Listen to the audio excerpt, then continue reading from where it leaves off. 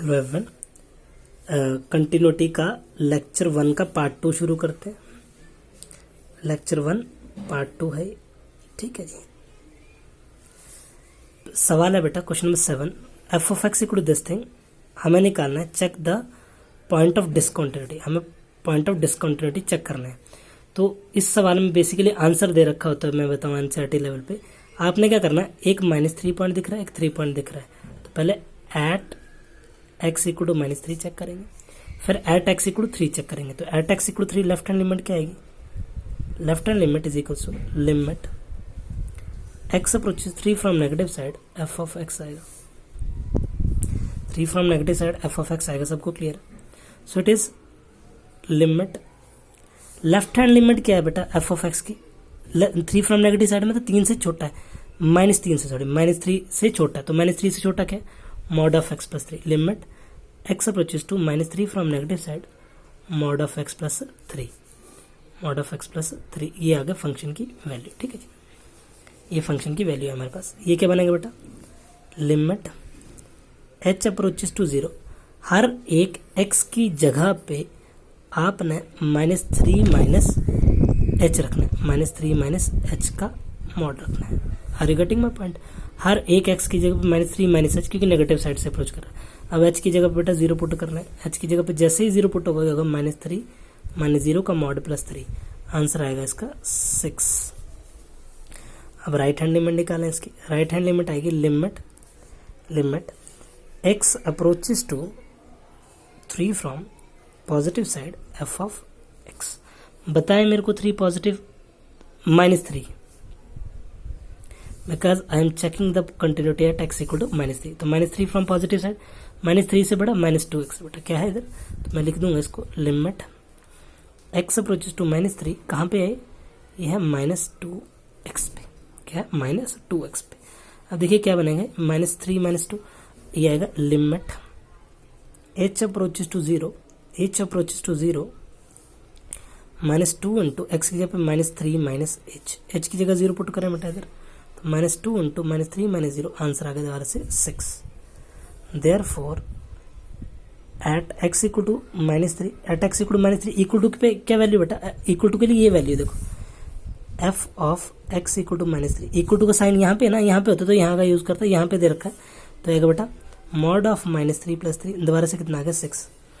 Since left hand limit is equal to right hand limit is equal to f of x equal to -3, therefore -3 है, ध्यान से रखिए इसको। Function is continuous at x equal to -3। अब बेटा ऐसे ही एट एक्स इक्वल टू 3 के ऊपर चेक करेंगे, हमें पॉइंट ऑफ डिसकंटिन्यूटी निकालना है। तो एट एक्स इक्वल टू 3, ये केस 2 है हमारे पास, ये केस 1 है, ठीक है। तो लेफ्ट हैंड लिमिट क्या आएगी? लेफ्ट हैंड लिमिट बोलिए, limit x approaches to 3 from negative side. 3 from negative side के लिए क्या बेटा? ये देखो 3 फ्रॉम नेगेटिव साइड के लिए -2x है। अब क्या करना है आपने? Limit h approaches to 0 -2 into 3 -h, answer क्या है बेटा? -6। राइट हैंड लिमिट निकालो एक बार, लगे हाथ। राइट हैंड लिमिट क्या होगी? Limit x approaches 3 from positive side, 3 from positive side is what? 6x plus 2, फिर से 6x प्लस 2। ये +1 में भी कर चुके हैं, लेकिन फिर भी मैं आपको बड़ी स्लोली करवा रहा हूँ। Limit h approaches to 0 6 into 3 plus h plus 2, तो कितना है बेटा? 18 plus 2 20। Left hand limit is not equal to right hand limit, therefore point of discontinuity is x equal to 3।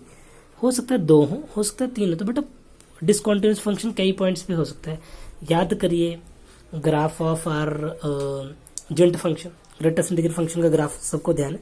तो left hand limit right hand limit के बराबर नहीं आई, तो इसलिए फंक्शन डिसकंटिन्यूस है। Moving to next question, find lambda if the function is continuous at x equal to 0। तो बेटा लेफ्ट हैंड लिमिट भी ये निकलेगी, है ना? लेफ्ट हैंड लिमिट सॉरी ये निकलेगी, राइट हैंड ये निकलेगी। फंक्शन कॉन्टिन्यूस दे रखा है, कॉन्टिन्यूस है एट एक्स इक्वल टू 0 पे। तो पहले एट एक्स इक्वल टू 0 मैं ऐसे क्यों लिख रहा हूँ? क्योंकि अगला पार्ट एक्स इक्वल टू 1 के लिए पूछ रहा है। At x equal to 0 left hand limit क्या बनेगी बेटा? Left hand limit x approaches to 0 from negative side, 0 from negative side is lambda into x square minus 2x, okay, lambda into minus 2x, then this is like limit h approaches 0 lambda into 0 minus h का square minus 2 into 0 minus h, ultimately 0 ही आ गया बेटा, 0 ही आ गया coincidentally ना, 0 ही आ गया। तो lambda की कोई value exist नहीं कर रही है। हो सकता है मैंने सवाल को चेंज कर रखा हो थोड़ा बहुत, लेकिन ये 0 आ गया, खुद ही 0 आ गया, तो लैम्डा की इनफाइनाइटली मैनी सोल्यूशन हो सकते हैं। राइट हैंड लिमिट भी निकालो लगा है, तो चलो देख लेते हैं। 4 इंटू कितना आएगा बेटा, 1 आएगा, सॉरी राइट हैंड लिमिट आएगी, limit x approaches to 0 from positive side, f of x की वैल्यू बेटा 4x प्लस 1, क्या है 4x प्लस 1, तो limit h approaches to 0 it is 4 into 0 plus h plus 1 that is equal to 1। Left hand limit बेटा right hand limit के बराबर ही नहीं है, तो लैम्डा की कोई भी वैल्यू एग्जिस्ट नहीं करेगी। Since left hand limit is not equal to right hand limit, therefore no real value of lambda exist. Lambda की कोई भी वैल्यू एग्जिस्ट नहीं करेगी, वैल्यू ऑफ लैम्डा एग्जिस्ट। अब check the continuity at x equal to 1 बेटा, x equal to 1 मैं hint दे रहा हूं,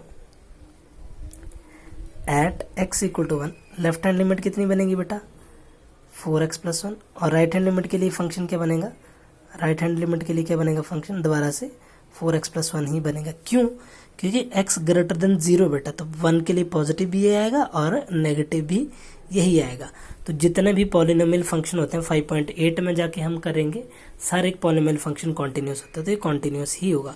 लेकिन 0 के ऊपर कॉन्टिन्यूस ही नहीं है बच्चा, अगर 0 के ऊपर वैसे बेसिकली है तो कॉन्टिन्यूस है नहीं, लेकिन अगर होता तो लैम्डा की वैल्यू एग्जिस्ट नहीं करवा रहा था। चलिए जी नेक्स्ट क्वेश्चन पे चलते हैं, आसान क्वेश्चन है अगला भी। Find k if the function is continuous at x equal to pi by 2, at x equal to pi by 2 के ऊपर कॉन्टिन्यूस है फंक्शन। तो पहले बेटा लेफ्ट हैंड लिमिट निकालना है, लिमिट डायरेक्ट लिख दो, नहीं तो ये लिमिट डायरेक्टली निकाल दो, पाई बाय 2 निकाल दो ना, limit x approaches to pi by 2 from negative side k into cos, बोलिए डायरेक्टली निकालो ना लेफ्ट हैंड लिमिट ना राइट हैंड लिमिट, लिमिट ही निकालते हैं कि कॉन्टिन्यूस है तो left hand limit right hand limit निकालने का कोई फायदा नहीं है। Cos x upon pi minus 2x ये दे रखा है बस, ठीक है, लिमिट निकाली मैंने पाई बाय 2 के ऊपर इस पर्टिकुलर फंक्शन की। तो कितना आगे बेटा लिमिट, ऐसा करो ये जो नीचे वाले डिनोमिनेटर इसको टी पुट कर लो, चेक कर लेते हैं, put pi minus 2x equal to T, मान लेते हैं कि पाई माइनस 2x टी के बराबर। इसका मतलब क्या होगा बेटा, pi by 2 minus T by 2 equal to x, इसका मतलब ये होगा, ठीक लिखा ना मैंने, पाई माइनस 2 ठीक लिखा मैंने। तो इसका मतलब हो गया therefore limit x approaches to pi by 2 k cos x upon pi minus 2x कितना आएगा बेटा, लिमिट टी पुट करी ना, टी अप्रोच टू, देखो जब x पाई बाय 2 को अप्रोच करेगा, जब x पाई बाय 2 को अप्रोच करेगा तो पाई बाय 2 इधर लिखूंगा, 2 से 2 कटेगा, पाई माइनस पाई 0, तो टी अप्रोच करेगा 0 को। ये प्लस 1 में बड़े डिटेल में कराते हैं हम लोग, फिर भी मैं बता देता हूँ। यहाँ पे x की जगह पे पाई बाय 2 रखो, 2 से 2 कटेगा, पाई माइनस पाई 0 हो जाएगा। k cos x की जगह पे क्या रखूंगा बेटा मैं, pi by 2 minus T by 2 upon नीचे टी है, ठीक है, नीचे टी है, तो क्या बनेगा limit T approaches to 0 cos 90 minus theta, cos 90 minus theta equal to sine theta upon T. अब फॉर्मूला बनाने के लिए ये चीज़ मेरे को बताने की जरूरत नहीं चाहिए 12वीं के बच्चों को कि टी बाय टू लिखना पड़ेगा, बिकॉज एक फॉर्मूला हमारे पास, limit theta approaches 0 sine theta upon theta किसके बराबर होता है, 1 के बराबर होता है। ये बेसिक फंडामेंटल फॉर्मूला। तो टी जैसे अप्रोच करा 0 के बराबर, तो बेटा आएगा k by 2, let it be 1, let it be 1 दे रखा है, but function is continuous, therefore k by 2 is equal to 3, this implies k की वैल्यू आगे बेटा 6, k की वैल्यू हमारे पास 6। Clear to all, easy, very easy question this is. आपने सिर्फ डिनोमिनेटर को पुट करना है, बिल्कुल 11वीं का ही सवाल है। लास्ट क्वेश्चन है एक्सरसाइज का 30th या example 30th whatever it is. तो बेटा पहला केस 1, at x equal to 2, left hand limit क्या आएगी बेटा, देखो डायरेक्ट वैल्यू है तो डायरेक्ट वैल्यू लिख लीजिए। अब राइट हैंड लिमिट क्या आएगी, limit x approaches to 2 from positive side, 2 from positive side, बोलिए ax प्लस b, मतलब ये आएगी limit h approaches 0 a into 2 plus h plus b, h की जगह 0 पुट करेंगे तो आएगा a into 2 plus 0 plus b, तो आएगा 2a प्लस b। फंक्शन बेटा कॉन्टिन्यूस है हर जगह पे ही, since function is continuous therefore left hand limit should be equal to right hand limit, बराबर आनी चाहिए बेटा। तो इसका मतलब क्या होगा, 2a plus b equal to 5, 2a plus b equal to 5 आ गया। ये आ गई क्वेश्चन नंबर 1, ठीक है। अब केस 2 कंसीडर करेंगे हम। केस 2 ये अपनी मर्जी से नहीं, यहाँ से ये 10 है, ये 10 है। लेफ्ट हैंड लिमिट क्या आएगी जी, limit x approaches to 10 from negative side, function की वैल्यू है ax प्लस बी, मतलब limit h approaches 0 a into 10 minus h plus b, सीधे सीधे बोलें तो आएगा 10a plus b. Right hand limit coincidentally provided है, हमें निकालने की जरूरत नहीं है, वो दे रखी है हमारे पास 21, therefore 10a plus b is equal to 21 as the function is continuous. ये ऊपर लिख दिया ना मैंने, दोबारा लिख देना चाहिए था ना। ये आगे क्वेश्चन नंबर 2।